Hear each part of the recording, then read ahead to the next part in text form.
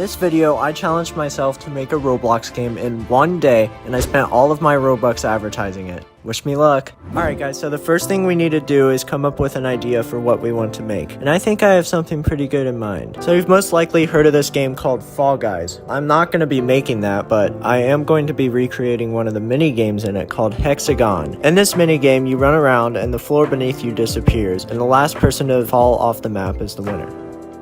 Alright, so now that we have our game idea, let's jump on into Blender and make the only mesh needed for this entire game, the hexagon. But I made it in 8 colors. Then I just added a script to the hexagons to make them disappear whenever we touch them. Once I got the scripts working, I created this round system that teleports you onto the map whenever the round starts. Now we just need to put the two together and we have the base for our game. Now we just need to make sure that the game is working. So if I fall off the map, then I should teleport back up and the map should reset. After this, I jumped into Blender for the second time to work on the map. This is just going to be a ring around the hexagon so that the other players who are not in the game can watch what's going on. After playing around in the game for a little bit, I decided that it would probably be better with more hexagons, so I remade all the platforms. Now let's focus on the round system to make it more appealing to players and less buggy.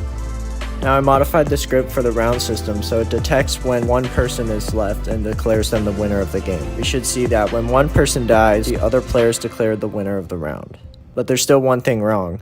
Now the players aren't teleporting up when the round is over. After a little bit of debugging, I think I fixed the issue, and now we teleport up whenever there is a winner. After this testing, I wanted to make the map more appealing, so I added this yellow path around it to contrast with the blue. Then I added in a random sky from the toolbox just to liven up the game. After this, I went into a few of my other games and copied their game passes and leaderboards to insert into this game. So here we have the donations leaderboard, this will be the wins leaderboard, and then we'll have the game passes lined up over here.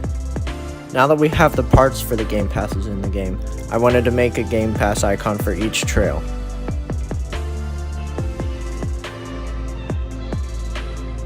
After making the trail game pass icons, I worked on the 2x speed game pass, since that was my other game pass I inserted.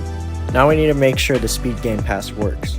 So it costs 200 Robux. After we purchase it, we should be able to run way faster. Now that we've got that done, it's time for the fun part, the kill all button. This is going to be amazing for people who just want to troll and spend Robux for me. After copying this tutorial for 10 minutes, we've got a button that works. And when I press the kill all button, it'll give me 1 kill and everyone else in the map will die.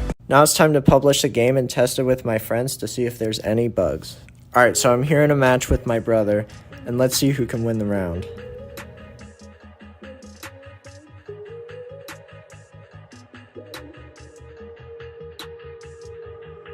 Unfortunately, I lost the round, but my brother didn't teleport up after he won the round. He just stayed down on the map. After a few hours of debugging and testing, I think I finally got the game working. So when I die, we should both teleport up and the map should reset.